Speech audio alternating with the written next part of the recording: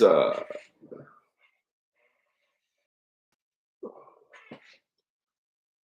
good morning, good afternoon, whatever it is to you. Welcome to another late night insomnia stream featuring Earl Skakel. I'm just testing the waters, trying to break the algorithm and seeing what's out there. What's up, Decline host? It's about 3:50 a.m. in Los Angeles, and I couldn't sleep. So I think of these late night streams as kind of a bonus episode for the fans. They don't do that well, to be frank, but sometimes, I get a couple people in here, we chat for an hour. So, okay, Southeast Arkansas. That's cool. I mean, I'm not really in the South all that much. Just, I was dating a girl from Alabama for 3.5 years, so I'm familiar with that neck of the woods. I believe my friend played in the Arkansas Razor Blades. I think they were called the hockey team. It's either ECHL or CHL, Colonial Hockey League, or Central Hockey League. Um, there is a lot of hockey in the South, which I find funny. But they do quite well because they put the teams in like smaller towns. Like you have the Shreveport Mudbugs, the Austin Ice Bats. Who else did you have? The Alexandria Warthogs. And, you get the picture. Yeah, they were, I think the River Blades, something. Let me look real fast and see what Arkansas ice hockey teams. The Arkansas Razorbacks. Are there any? Oh, they still play. I think they're still around, so you might want to check it out. What happened to the Arkansas River Blades?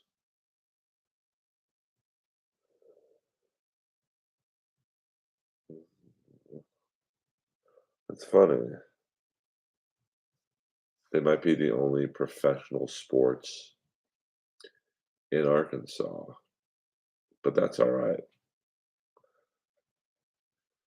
Me being in Los Angeles, we have too many sports teams. We've got the Kings, the Ducks. We've got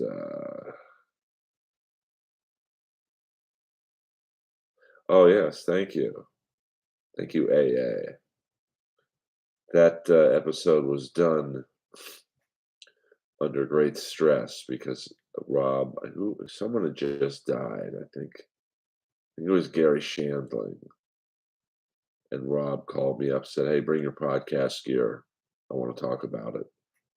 So I went to some studio he was filming a movie in, and I had never done a podcast recording on the road. So the sound is not the best.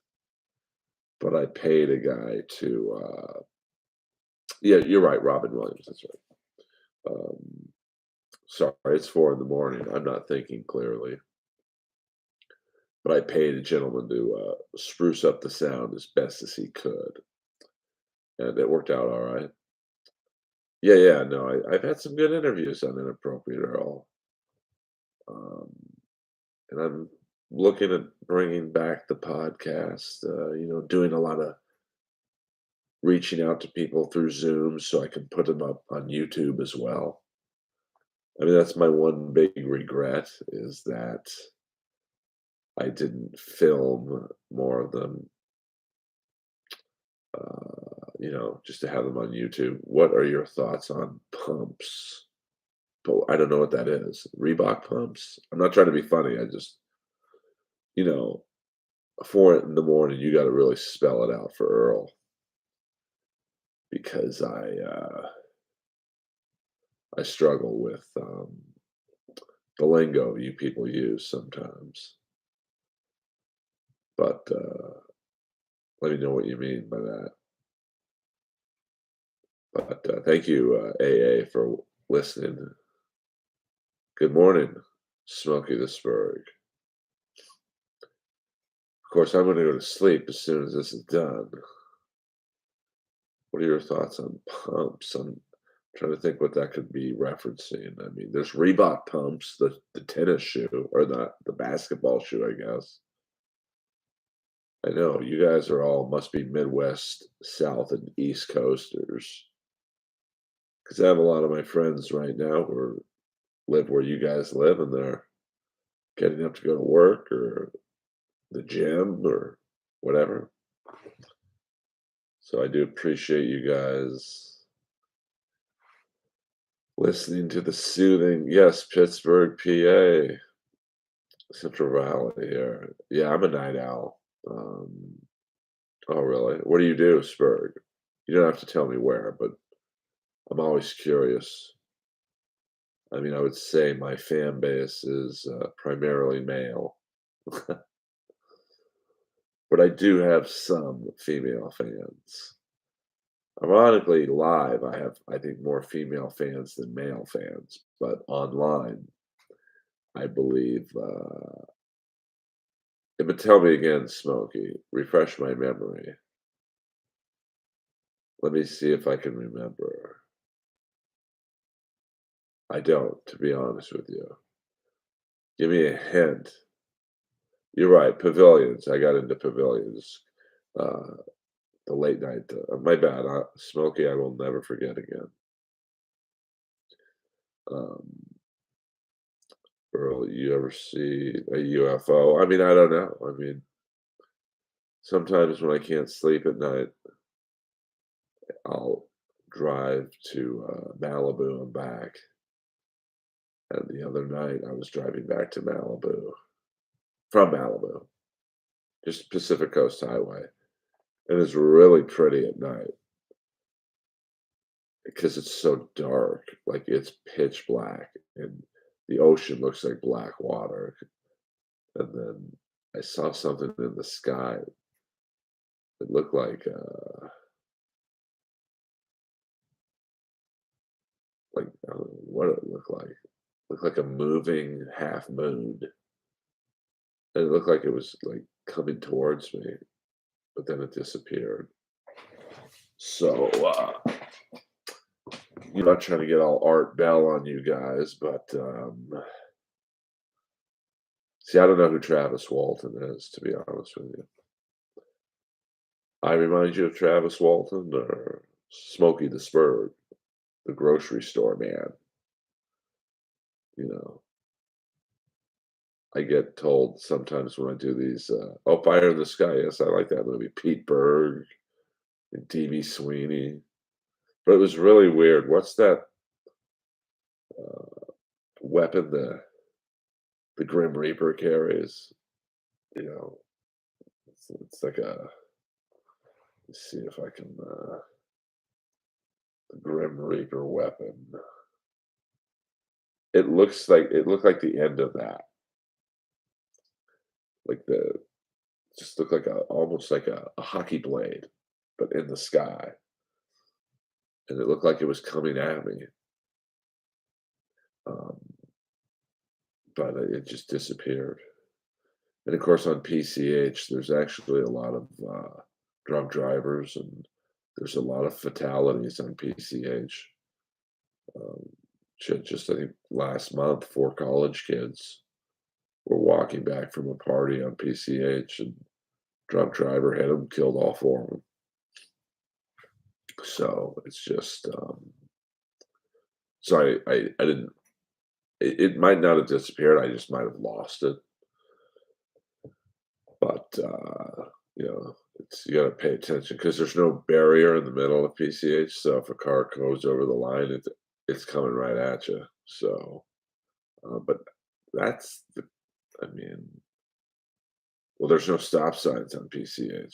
I mean, there's lights, but at like I love going for that drive on that drive at like 2, 3 in the morning because there's no one out. So you basically have the nicest road in the world to yourself. But every now and then, because there's not a lot of bars in that area, so people usually will party in Santa Monica or Venice or wherever, and they'll drive back to Malibu. And that's a tricky drive if you're a little blasted.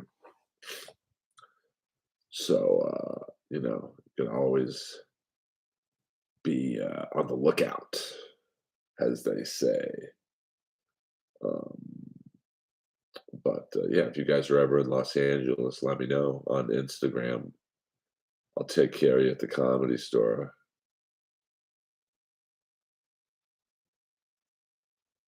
Yeah, I mean, I like it. I love the night. That's why I'm such a night owl. That's why in another life, I think I'd really enjoy being a long haul trucker. Like, I love stop when I go to Vegas or San Diego for comedy gigs. I love stopping off at those truck stops, and you just meet like normal people. You mingle with the little people. And I think I'd kill it driving at night. And then as soon as the sun would come up, I'd park my truck and go to sleep. And my internal clock really was made for long haul trucking. Plus, some of those trailers are pretty dope, as the kids say. But luckily, I'm funny. So my dream of being a long haul truck driver has been put on hold temporarily. Good morning, Jason. Where are you from, Jason? I forget. I like to know who I'm dealing with and where they're at so I can critique my humor toward your time zone. South Texas. Okay, right on. So we got Arkansas, we got Texas. I think we have a few East Coasters in the house. It's all good. This is just another late night insomnia stream. I've been looking at my analytics on YouTube, and most of my fan base is on YouTube from like 12 to 6 in the afternoon. So I'm trying to post and stream and do whatever more in that time range. But, I also realize that some of my fans are night owls. Oh, okay. Well, there you go, Smokey. So everyone's different. I mean, I typically will go to sleep around this time, 4 to 5. What up, Leather Daddy Cat? I'll go to sleep around 4 to 5 in the morning. I'll get it. If I don't have to get up around 11, maybe 12, and then start my day. And then if I have a comedy show at night, I'll take a nap or two, just quick ones, hour here, hour there, and go to the comedy club. And if I do well, hopefully I do well. Um, I don't. I'm too high to sleep, so start the process all over again. And I like doing streams. You know, they're fun. Get to interact with the fans, build up the brand a little bit. I am working on getting a nicer background. Personally, I think the neon sign's pretty cool. I really like that painting that Joe Urel did for me. So I'm working at making this more visually appealing toward for you guys. and I'll probably get a nicer camera. Right now, I'm just doing this off my iMac. Um, you know, I think it's a 27-inch. Uh, yeah, I mean, right now, this is a pretty good camera. I mean, it's an iMac. This is not the newest iMac. This iMac's probably, I would say, 2 years old. So it's not like the most technologically amazing iMac, but it's up there. Well, I realize though, AA, that this is a visual medium, and the better camera I can get, it just makes the presentation look better. Maybe the sign is a little clearer or whatever. But how did I get the role in Benchwarmers? I had opened up for Nick Swartzen a few times doing stand up, and he liked me. Said, "You're really funny. Can you act?" I'm like, "Not really." And I think he liked the fact that I was honest. So he's like, "I'm gonna write you a line, one scene in Benchwarmers. All you have to do is say who did this." I'm like, "What am I saying it to?" He's like, "Napoleon Dynamite takes a big shit in the porta potty, and you open up the door next. Can you do that?" I'm like, "Yeah, I think I can." But to show you how crazy that scene was, it took 5 hours to film that one scene. So can you imagine like a movie like Star Wars or Avatar or some like technologically uh, complicated movie, Star Wars or whatever. Can you imagine how long those scenes take? Because the producer and director, Dennis Dugan, and he played the father of Patrick Dempsey in Can't Buy Me Love. He wasn't happy with where the throw up was hitting the door. And and I'm saying to myself, does it really matter? But I will say this, that scene, when I went to the premiere in Westwood, which is where they have the big premieres in Los Angeles, if it's not done at the Chinese theater, it's done in Westwood. My scene got the biggest laugh, so I'll take it. You know, let's go on Twitter right now, see what's going on and what's trending right now. Uh-oh, Okada is trending. Did he jump to WWE? Oh no, that would scare me. They had a tube going up my pant leg, up the side, and right here, if you notice, I never turned my head like that. And the tube basically was like right there. So when I went like that, it came out of the tube, and it was what was it? Yogurt and chili. Um, I mean, that's cool. I've never seen an episode of The Sopranos. Um, that's crazy, right? Stone Cold, Steve Austin, or Stone Cold the movie with actually he's got a few billion on me. Um, but the movie with Brian Bosworth, we got X-Men trending, LL Cool J. Let's see, nothing I really care about. Tenders trending, nothing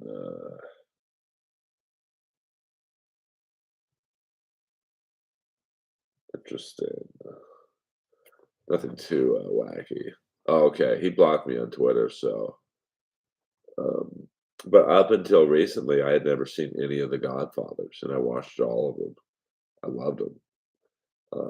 You think someone of my age would have seen The Godfather, but by the way, I liked Stallone and Tulsa King. It wasn't bad.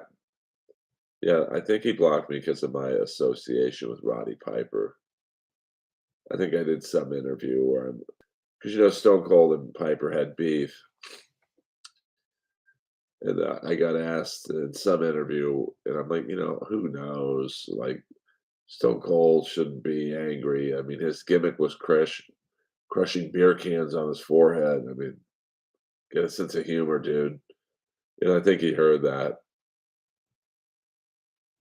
You should see The Godfather, Smokey. It's pretty good. I mean, you might not appreciate it because the actors are all old school, and it's crazy for me to say this, but, like, you probably won't know who James Caan is and, Marlon Brando, and, I mean, you probably know who Pacino is, but, like, it's a very, very good movie, and the second one's very good too. Um, so, yeah, I mean, it's weird, like, um, how you can, like I'm 55, and I remember, like, a couple weeks ago, I was watching TV, and, uh, I mean, and Godfather was on. I'm like, I've never seen them, and it was a Godfather marathon, so I taped all 3. I mean, I gotta be honest with you, I mean, I like the first one the best, but my favorite character actor, G.D. Spradlin, who played the corrupt senator in Godfather 2, he was in Godfather, so I kinda have a soft spot in my heart for a Godfather 2, and I've taped Godfather 3, I have not seen it yet. So, who knows? I'm sure it's good, but the first 2 are pretty tough to beat. I mean, all those actors are in their prime, um, especially, the first one with Marlon Brando. I mean, he's a pretty epic, actor. Did RFK get back to you about working out? No. I've reached out to, like, some of his brothers, and of course, his mom, Ethel's pretty hard to get a hold of at this point. So, I'll just keep asking until he says yes. Like, I'm just about to hit my 3,000 hours on YouTube for the super chats, and it's probably taken me a couple months. That interview, when it happens, and if I put it up on YouTube, it'll get me another 3,000 hours within hours. Everyone will watch that, especially if it's right around the debates.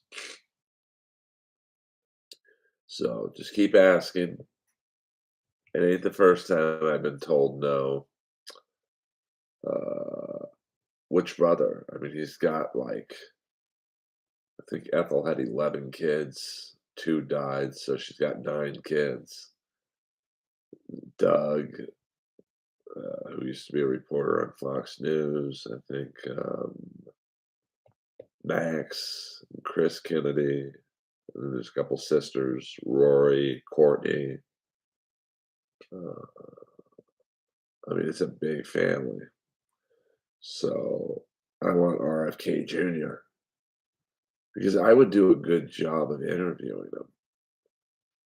There'd be no softball questions with me. My first question would be like, why is American politics so fucked up? And just let him talk. He likes to talk, so let him talk. By the way, if you are a stand-up comedy fan, it's my pinned tweet on Twitter.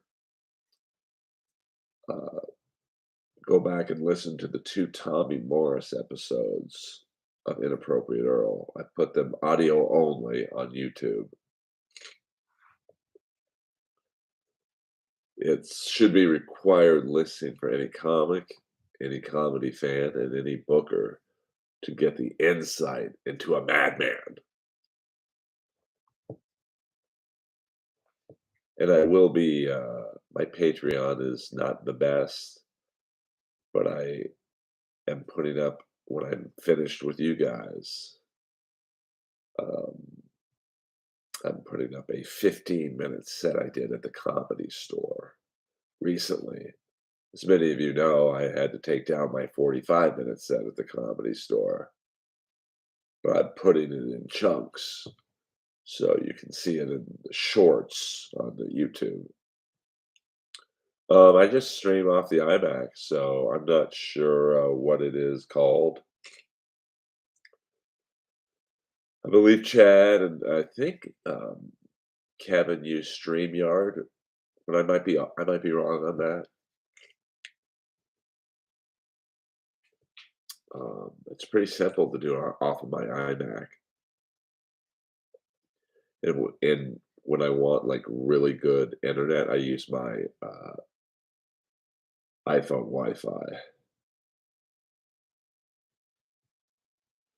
Well, I mean, like, I see it's a little not foggy, but, pixelated right now, but,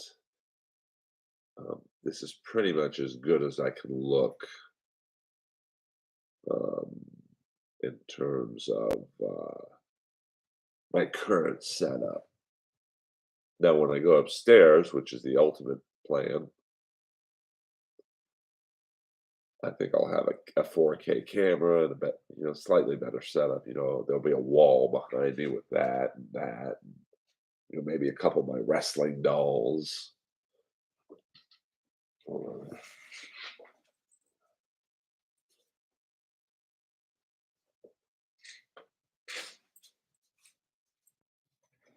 Someone at the comedy store bought me this tonight, a Sunny doll. It's pretty cool.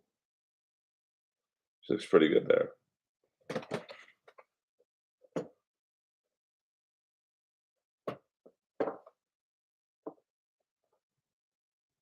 I don't like it there. Maybe right there. I'll figure it out later. She's in prison right now. Yeah. Uh, Fortunately, oh, not unfortunately, she deserves it. I think she got 17 years for drunk driving and killing someone. It's amazing you can take someone's life and get 17 years. Like, is that the value of a human life? It's really sad to see her downfall. But you know, well, I'm getting a text message from someone. Oh, okay. I'll keep their anonymity. If you ever have secrets to tell me, rest assured I can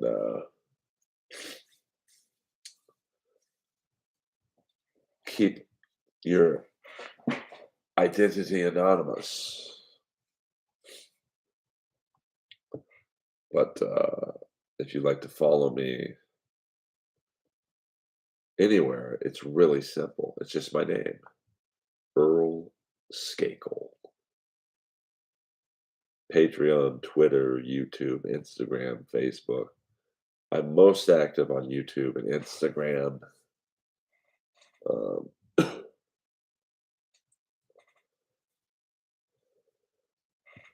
and then, Facebook, not quite as much. Um, and then Patreon, I'm gonna uh, try and revamp that so I post a little bit more. Am I performing at the Netflix is a Joke Festival? I hope so. I was approached last night at the comedy store about a particular show. Well, YouTube, I mean, I think I'll do pretty well with super chats just because I'm positioning myself as like the alternative to the Dabbleverse. Like, you can come here and ask me questions, and but I'm trying to keep this like pretty drama free. I don't do the online roasting and stuff. I just don't.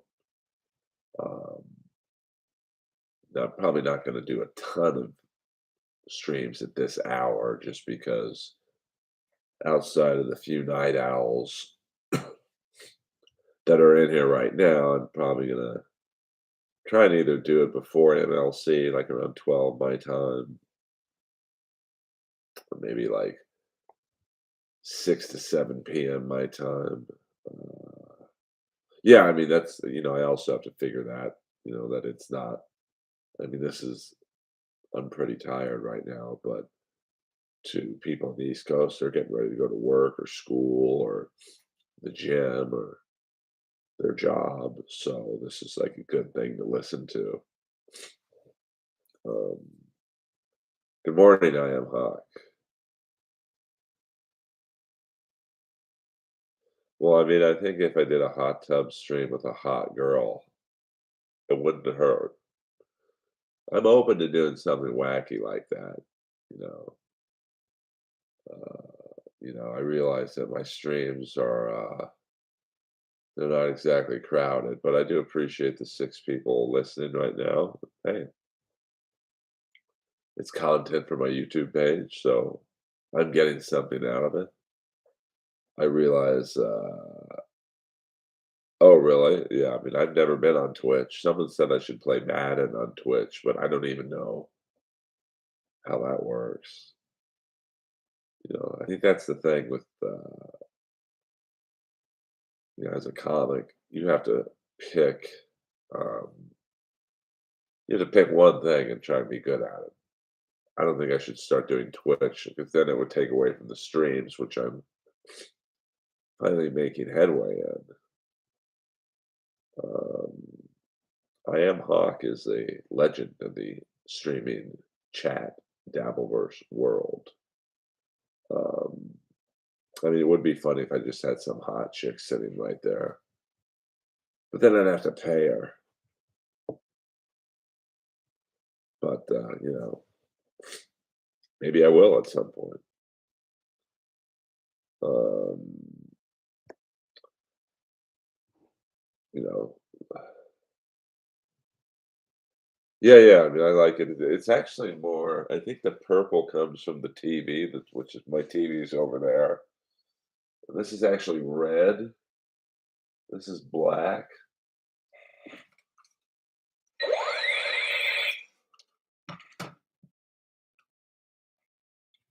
And I don't know what that is. I mean, I don't see it any way possible that people would find it interesting me playing Madden football. But I know like my one friend, she made probably like 50 grand a month on Twitch playing video games, but she had like double D tits, so that didn't hurt. I don't have double D tits. I mean, I have a great body, but I don't have double D tits. Um, you know, I mean, if I had double D tits right now, there'd be 800 people in this stream. Yeah, I don't want the viewers that bad. But I know some of my friends would, but I'm just not there yet. Sorry, I'm a little stuffed up. I'm a little congested, but I don't want it that bad. If it came down to me getting big tits to get a lot of viewers, I wouldn't get a lot of viewers.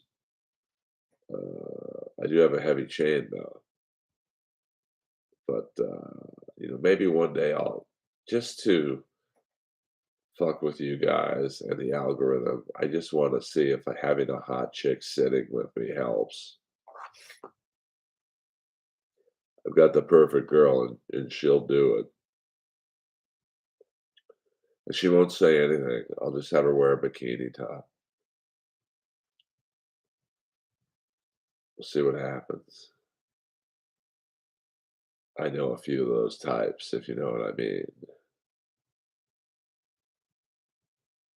I mean, I'm just trying to crack the algorithm. I mean, I have noticed my shorts are doing well for me. Like these streams, I would say on average between 100 and 200 views. Not a tremendous amount, but not horrible. But the shorts, I would say, average about 3 to 4,000, and that's where I've been told you can really get your hours up and your subscribers if you have like shorts. So right now, I'm concentrating on shorts, but I'm still fucking with the algorithm. Yeah, for sure on that one, AA. You know, I've read where you should post. Like one girl said, for basically a month straight, she posted 28 days of shorts straight. And then my friend who cut my shorts up, he's like, do two a week, Tuesday and Thursdays. So there's all kinds of, if you go on when's the best time to post a reel on Instagram, if you just put that into Google, 50 articles come up and they give you 50 different answers. So I don't think anyone really knows. It's all trial and error. That's why I thought, I'll do some streams late night, early morning, see what happens. And, so far it's been a pretty good result. I mean, I would say the best time so far for me has been Sunday nights. I'm not sure why. I did one stream Friday night that did pretty well. So we'll see. It's all shadow games, just trying to figure it out. But I can't figure it out without you guys. So I do appreciate that.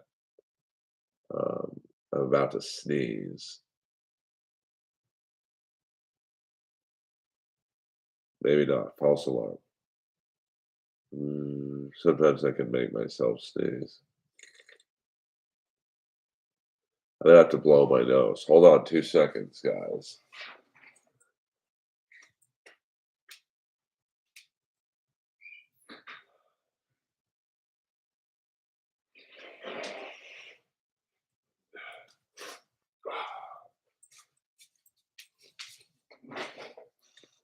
Much better, much better.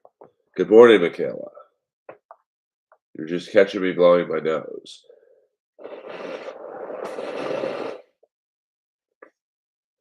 Disgusting.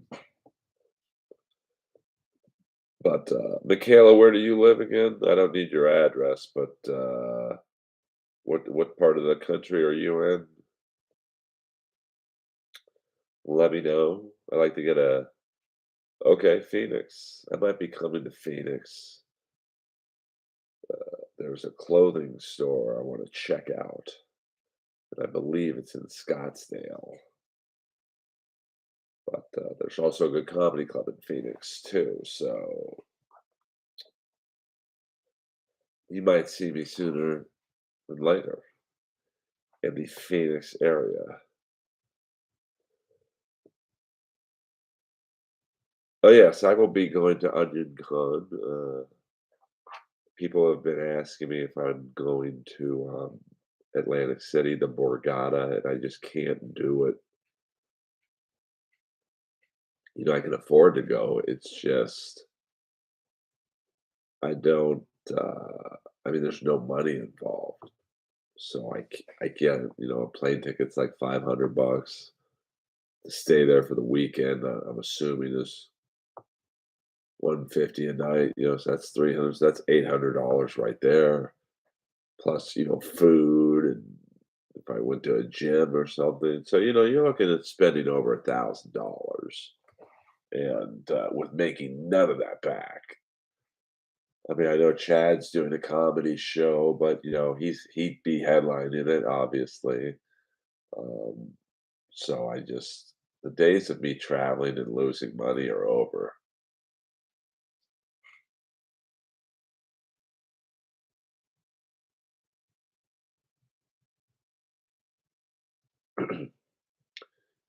I mean, I don't know if it pays to be fat, but you get a free seat on Southwest if you're fat.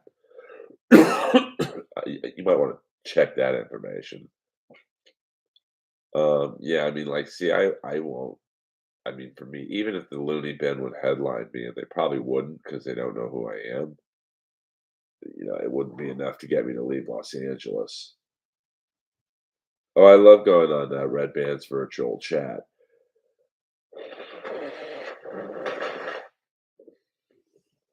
I love Red Band,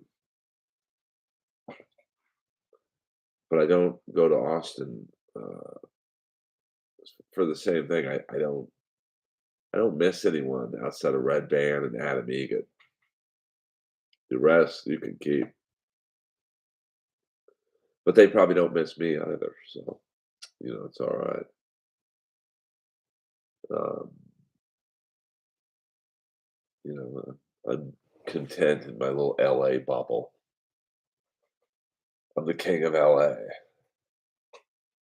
and I'm okay with that.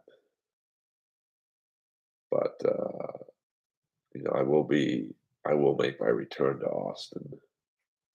Probably won't be anytime soon. It's like I didn't like you people in Los Angeles. I'm sure not going to go on a plane to visit you. But Adam's probably too scared to come on. I think he's afraid that I would ask him some wacky questions, and I really wouldn't. But that's why I was taken off the roast of Adam at the Comedy Store when um, they did a goodbye roast for him, and I was supposed to be on it. But then certain people, and I think you guys could guess who, were afraid that I was going to make certain jokes about certain situations they have, and I was taken off the roast. That's Hollywood in a nutshell. I'm the only one on the roast with no allegations, and I get taken off. But that's Hollywood. You speak out against the scummy people in the business, and you get silenced. But what are you gonna do? What can you do? You either keep going or you quit. And I'm in too deep to quit. I've come too far to let the man win. They really are. You look at the good um, politicians on either side. I mean, like, look at Jeb Bush. He just seemed like a good dude. But because he was boring, he got crucified. And the guy who said, grab him by the pussy gets elected. Jeff Ross belongs behind the bars. Well, I think his side, it pains me to say this, but his side should be heard too. And her side should be heard. And then um, you make your decision on who you believe. Um, you know, because I tell you why I say that. And this is in a weird way sticking up for Jeff. I had an ex-girlfriend, very popular in the LA comedy scene, tell people after we broke up that I threw her down a flight of stairs. And it just, I don't even have a side of that story. It just, no, it didn't happen. That's my story. I'm not calling her a crazy bitch or anything like that, but it just did not happen. So, and people heard my side. They heard her version of whatever she said. I still to this day don't know what she said. But because I'm so well liked in the LA comedy world, not my comedy, but just myself as a person, no one believed her. You know, even one guy who me and him don't even get along, they're like, listen, bro, we can agree to not like each other, but I know you didn't do that. Like, you're a lot of things. You're not that. So, that's why I say everyone's side should be heard. And then you make your decision on who you believe or who you don't believe. I mean, I'm not going to say, well, I'll never praise Gavin Newsom. He's the worst. He can't even run California, but he wants to run for president. And I'm not like a hardcore Republican. I'm not. I'm the truest independent you'll ever meet because I think both sides are full of shit. Um, I was watching, what was it, CNN or MSNBC, and they were making fun of Trump because he was like stuttering in some speech, and he absolutely was. But it's like, why don't you guys show Biden? You know, some of his speeches are pretty scary. Um, I mean, listen, I'm not a very political person, but since I live in Los Angeles, I feel pretty qualified to say this shit. You know, since Newsom's been in charge, crime's gone up, taxes have gone up, traffic's increased. Uh, the COVID was a disaster in California, especially Los Angeles. And, California is a Democratic state. He's got no excuses. It's a Democratic House, Democratic Senate. Most governors in the major cities, they're all Democrats. So there's no excuse for him to not get everything done. Now, if he was governor of Texas and it's a Republican state, then I could see the, hey man, I'm trying, but they won't help me. But in Los Angeles, I mean, you know, yeah. I mean, the smash and grabs are out of control. It's like if you're a security guard, like, what are you going to do? Try and stop one person out of 25 robbing the fucking place? Um,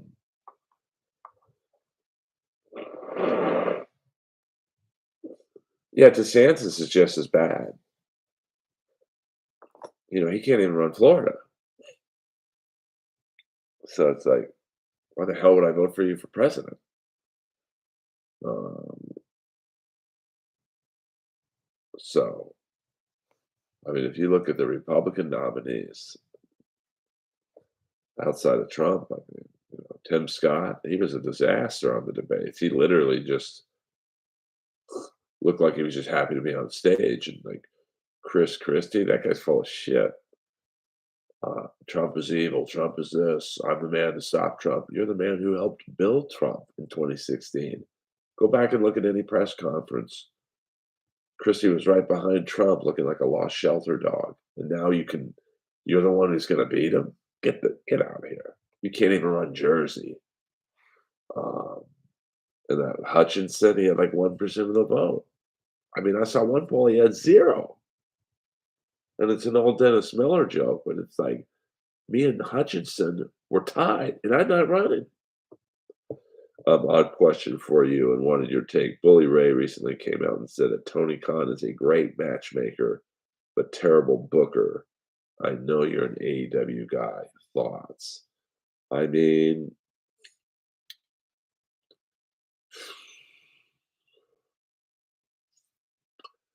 I think AEW's biggest problem is storytelling.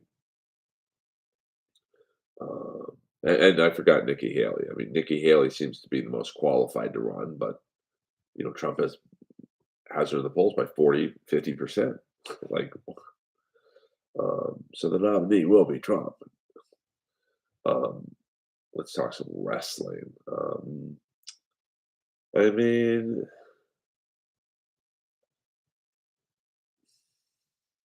I think, like, let's take the devil storyline. It's been done very well. Now, I don't know who's writing it, but I mean, Tony Khan is giving them the freedom to um, go there. But here's the problem now with the devil storytelling is that you prolonged it enough now where people are really invested in it. So it better be a good reveal. I don't think it can be Britt Baker or Adam Cole. I think it has to be Dolph Ziggler. I think anything less than Dolph Ziggler, it's a fail. But they do have great matchmaking. I mean, that if you want to see a good trios match, go on, I guess AEW and look up the last match from Rampage this past Friday. Was it Vikingo, Penta, and I think Commander against Top Flight and Action Andretti? I mean, dude, it was fucking amazing. Um, but I think I wouldn't say he's a terrible booker because if you're a great matchmaker, that means you're booking. I think not knowing exactly what Bully Ray meant, I think that AEW's biggest problem is the writing.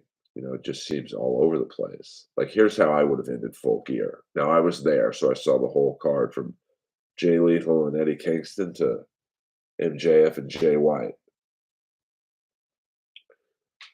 So, I thought I would have given Full Gear an A minus if they would have had a cool devil, either a reveal or a continuation of the story.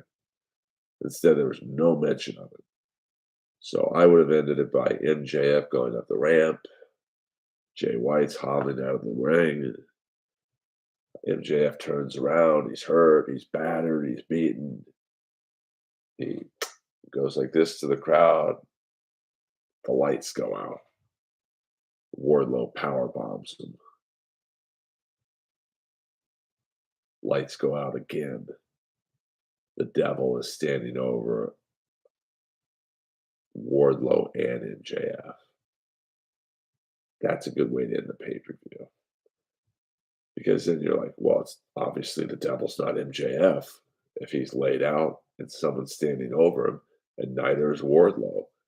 So I just thought it was kind of a weak way to end the pay-per-view. So that's where I think AEW is lacking. Um, Nikki Haley and Christie are the same neocons. Yeah, I mean, neither one's going to win, so it doesn't really matter. Uh, well, I just think that, you know, I mean, obviously, we have almost two 80-year-olds running for president. Even RFK Jr. is in his 60s, like, and he looks like a Backstreet Boy compared to Biden and Trump. Um, well, Jason, I'll get back into those walks. Staggy, mama, mama, mama, mama. If you listen to the Quiet Riot song "Mama, We're All Crazy Now," it's a lot better if you picture me going "Mama, mama, mama, mama, we're all crazy now." Um, well, I mean, uh, digital bather. I think their storytelling,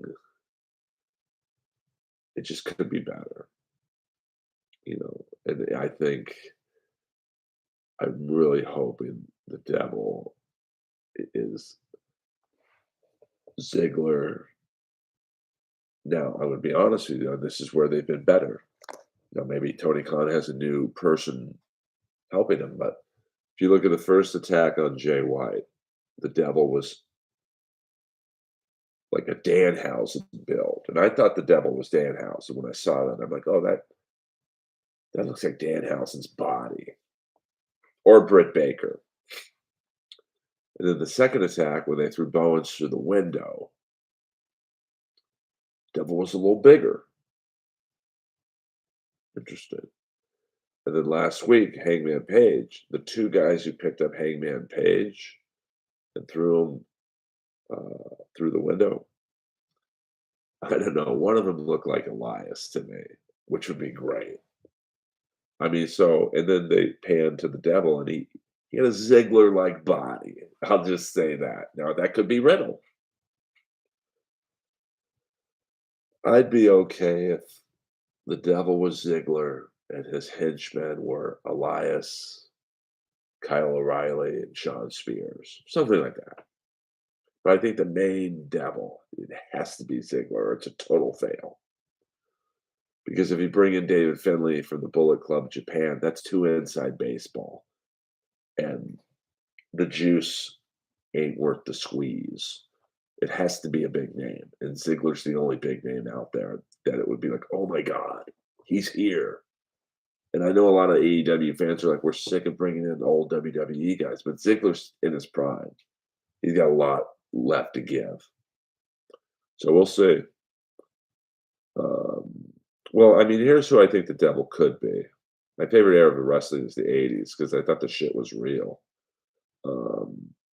Yes, we do need a Kamala uh, in wrestling today, but Ziggler's my first choice.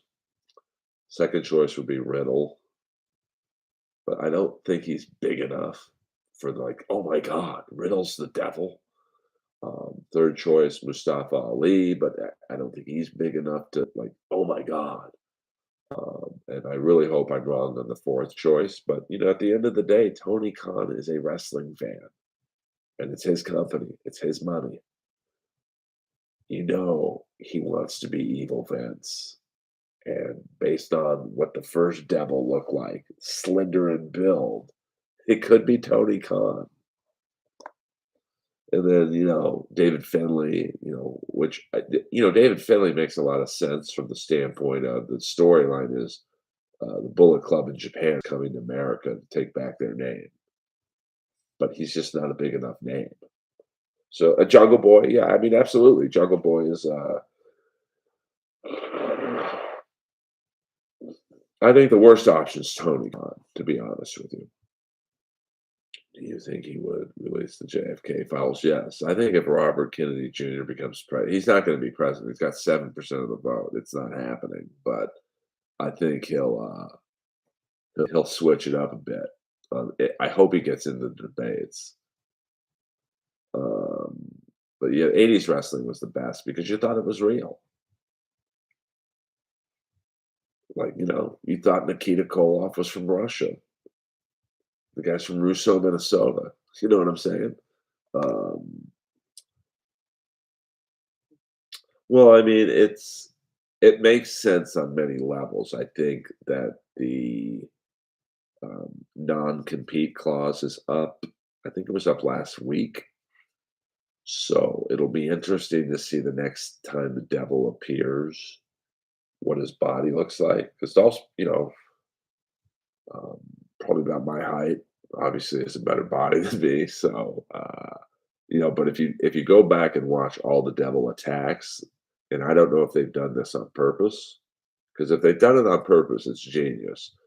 But like I said, the first group of attackers seem to be skinnier in build, all of them, and then the second, the attack on the acclaimed, especially the lead guy who threw bones through the glass, he was a lot more muscular. So that's why I think people thought, oh, it's Wardlow. And then last week, it was kind of hard to see the two guys, but the two main guys were jacked, like Elias size. And then the devil himself um, was pretty big. So I don't think it's Britt Baker. Um, but, who knows? Yeah, I don't think Sergeant Slaughter. I know, but that's the thing, though. You know, I was just talking yet last night about when they had Sergeant Slaughter be an Iraqi sympathizer. What the fuck? Like, but that's once again when the internet wasn't really popping. So you thought, oh yeah, he's a double agent. He's turned. Um, so I'm looking forward to the devil reveal. I mean, I just think that it's starting to remind me of the Sting Hogan. I think the last great storyline build was the Sting Hogan match in '97, where I think from first promo to the match, it was 9 months. And it was great. Like, even my mom, who didn't like wrestling, was like, when the fuck are they going to wrestle? This is enough. And of course, the drama was built up really well because Sting didn't talk. But then the match sucked when they finally got into the ring. Um, the match was pretty bad. Now, Hogan blamed Sting. He said Sting was out of shape. And then Bischoff kind of supported that theory that Sting wasn't in a great headspace. I think he was having some marital issues. But I just hope the devil reveal is a good one.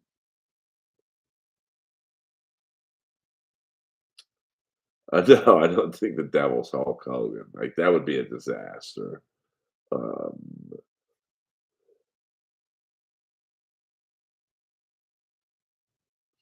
Yeah, I mean, there's been some great storylines, but the Hogan Savage was a great match, but that I was saying that Sting and Hogan was like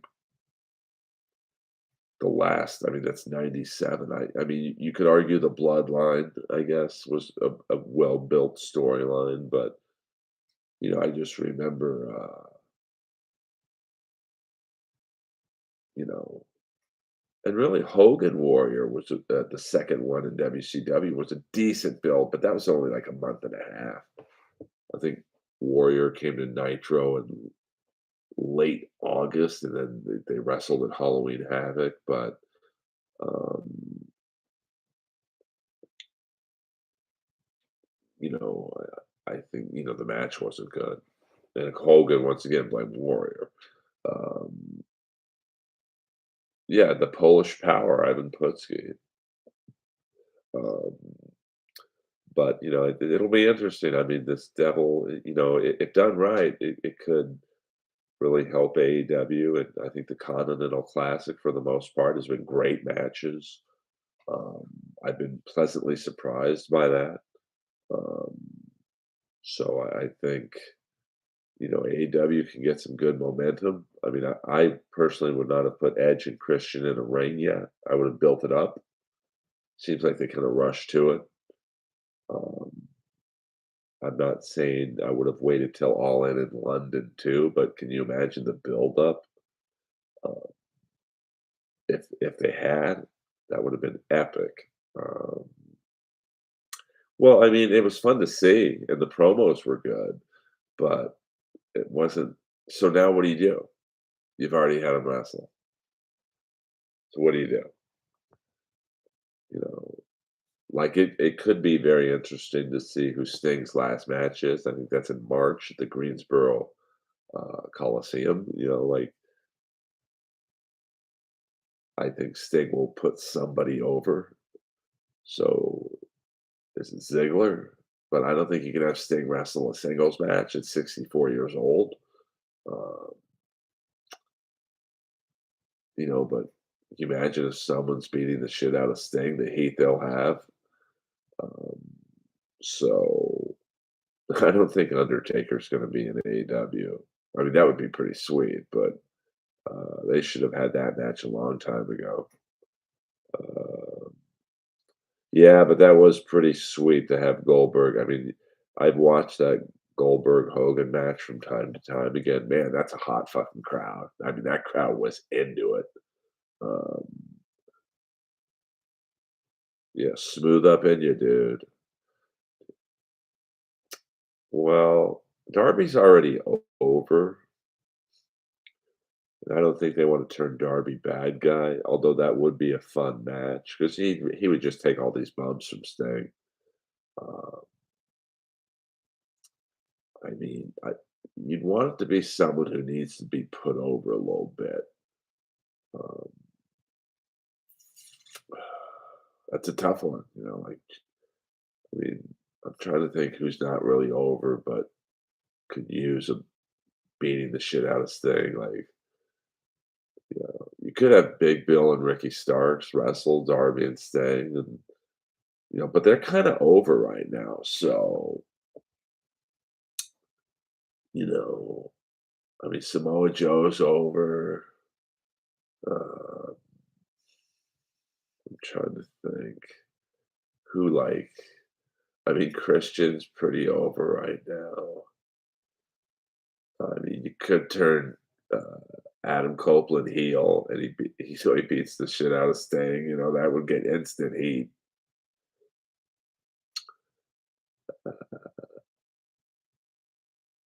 Depending who the devil is. Yeah, I love Big Bill. He's a good man. I did some comedy with him. He did a couple spots at the Comedy Store,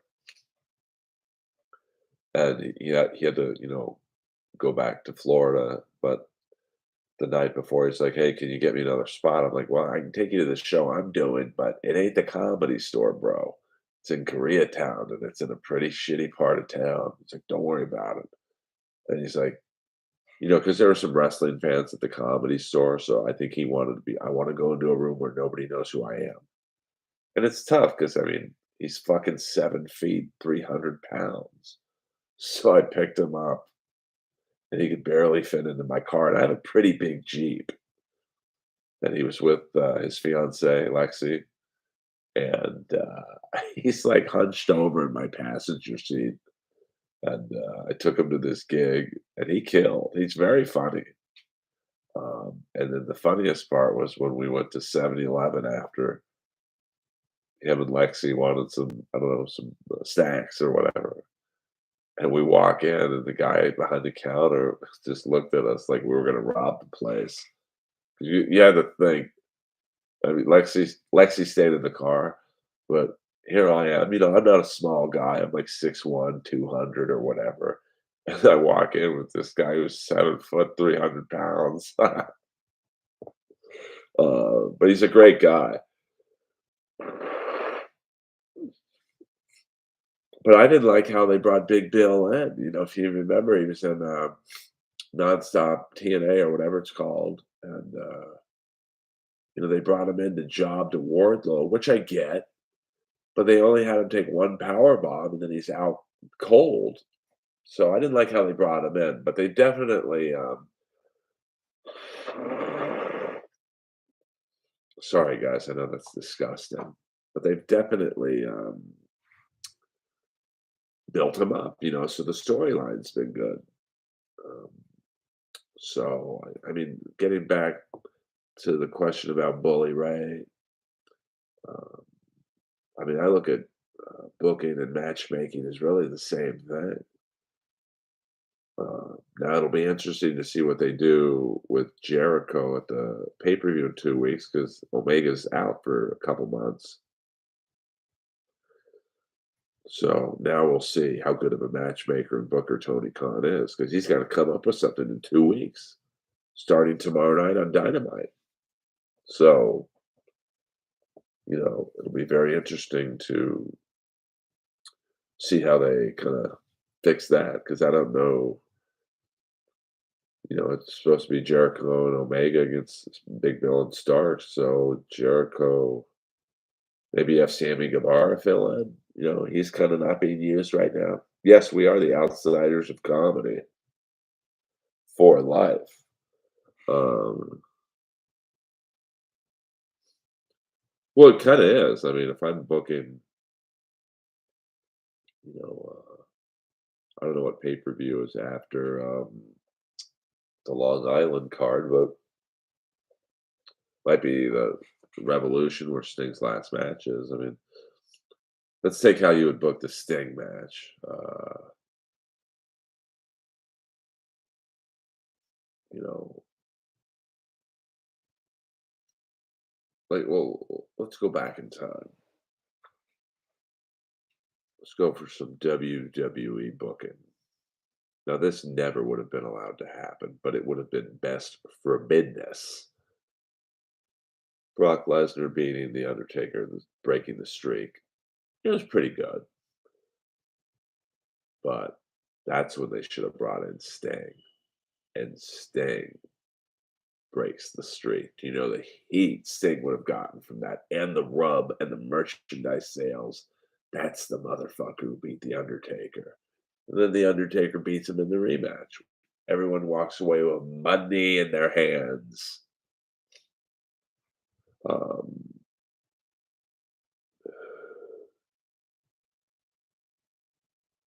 I mean, I just saw, I went to, what was it, GCW at the Ukrainian Cultural Center. It was kind of an independent, but they get big names. And the main event was Andrade against Joey Janela. And dude, this was a great match. There's a lot of good wrestlers out there. Willie Mack's a great wrestler. I've seen him in XPW of all places. So there's a lot of guys you can come in and or uh, and bring in for a good match.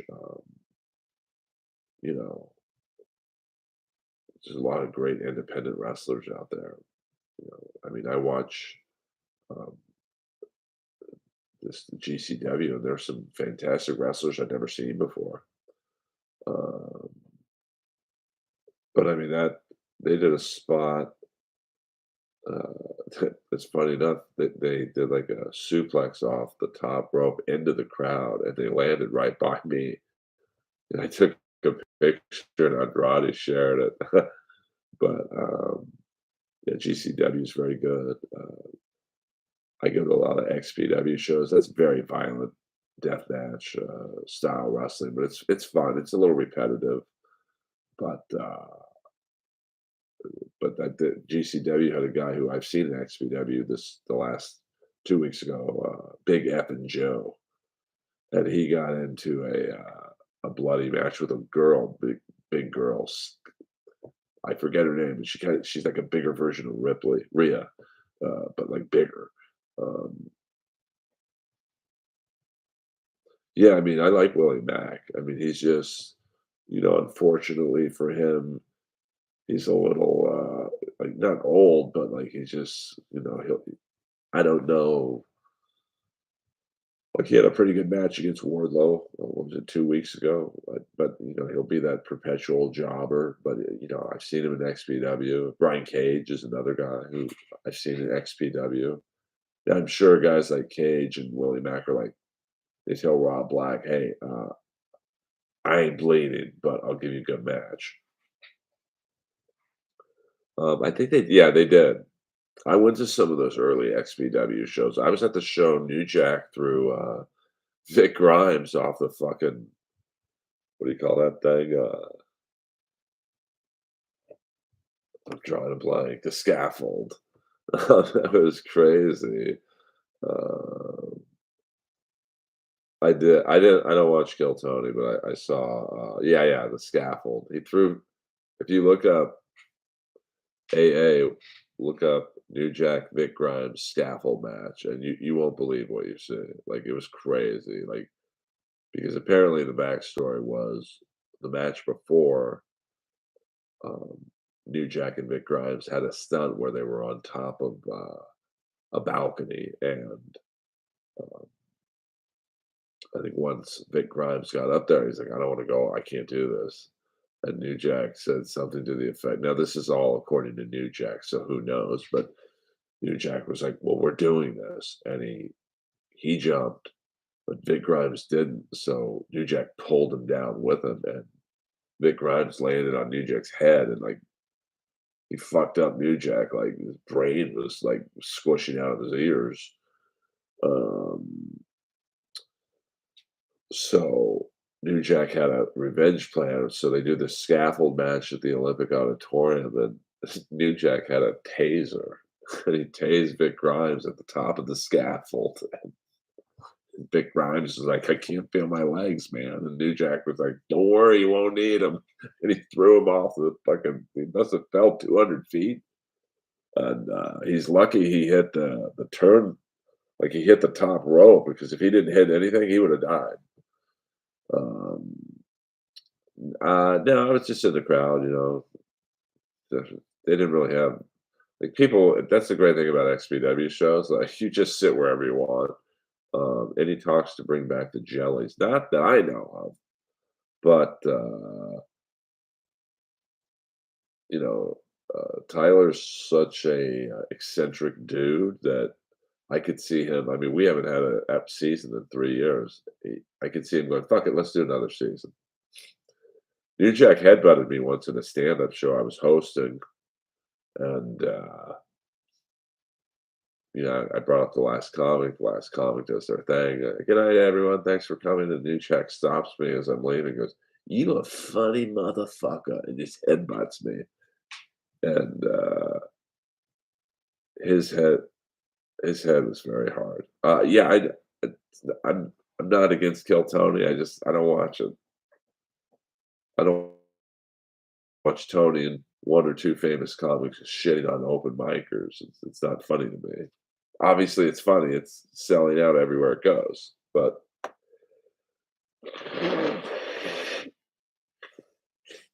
it's just not, I don't know, it just doesn't do it for me. Um,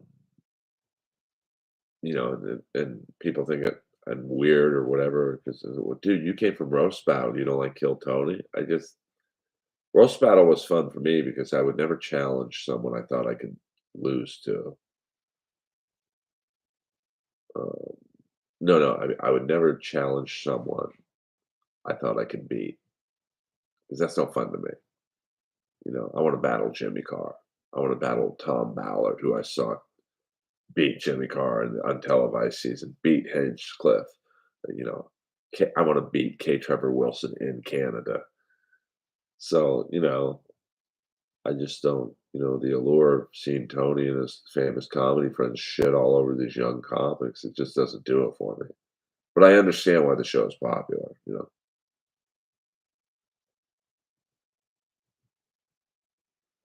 I mean, roast or roast battle because it's two different things. Like roasting, like you're shitting on someone, but then you're paying tribute to them. Like if I was ever on the roast of Joe Rogan, and I wouldn't be because I'm not that close with Joe, but I'm gonna make fun of his hairstyles from back in the day. I'm gonna make fun of Fear Factor. I'm gonna make fun of News Radio. I'm gonna make fun of some of the early outfits he had on at the UFC days. But then I'm gonna at the end go, "Hey man, you're the number one comic in the world. You're the number one podcaster in the world. You've got a great family. You've got a great body. You've got a great career. I wish I was you."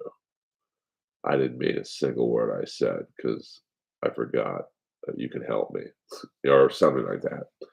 Um,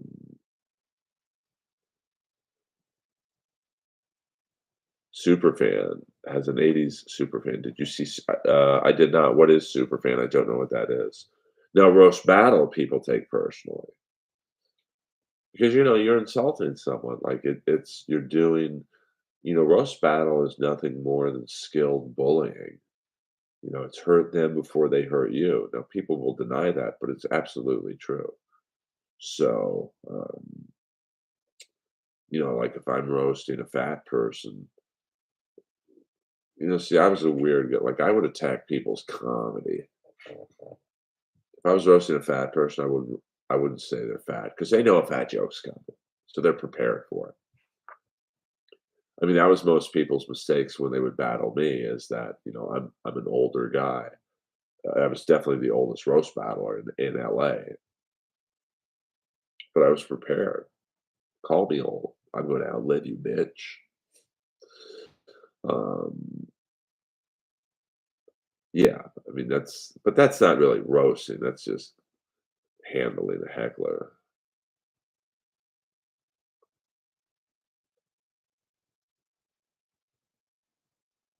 Oh, I don't know anything about that guy. Oh, okay. I was great at strategizing for roast battle. You know, and the one battle I lost on TV to Sarah Tiana, I just had bad strategy.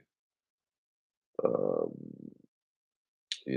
but on all the battles I won on television, I had great strategy.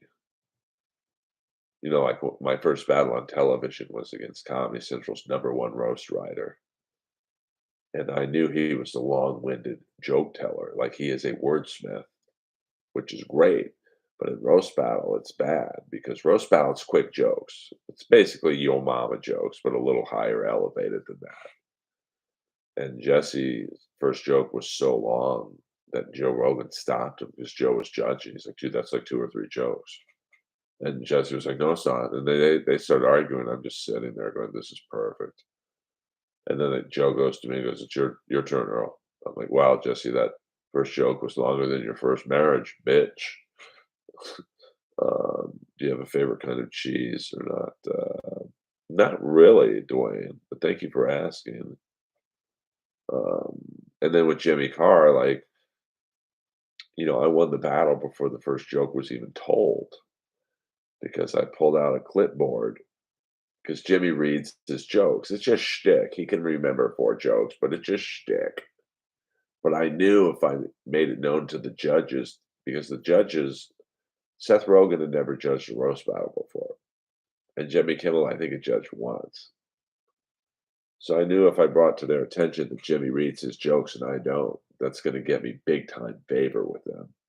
So I pulled out a clipboard from my pants when it was my turn to do the first joke. I looked at it and I'm like, I don't need mine. Do you need yours, bitch?